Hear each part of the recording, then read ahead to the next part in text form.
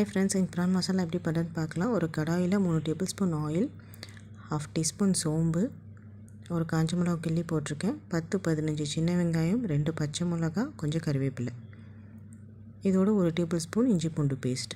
இது நல்லா பச்சை வாசம் போகிற வரைக்கும் வதக்கிக்கலாம். 2 தக்காளியை பொடியை நறுக்கி ஆட் பண்ணியிருக்கேன். கொஞ்சம் சால்ட்டு போட்டு இதை நல்லா வதக்கி எடுத்துக்கலாம்.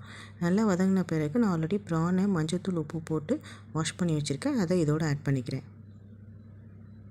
1 டேபிள் ஸ்பூன் மல்லித்தூள், 1 tablespoon chilli powder, 1/2 teaspoon garam masala, தேவைக்கேற்ப சால்ட், 1/4 டீஸ்பூன் மஞ்சத்தூள். இதை நல்லா மிக்ஸ் பண்ணி மூடிக்கலாம். தண்ணி எதுவும் விட வேண்டாம், ப்ரான்லேயே தண்ணி விட்டு வரும்.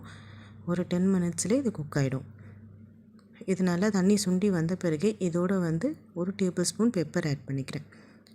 இந்த ரெசிபி பிடிச்சிருந்தால் லைக் பண்ணுங்கள், ஷேர் பண்ணுங்கள், கமெண்ட் பண்ணுங்கள். தேங்க்ஸ் ஃபார் வாட்சிங்.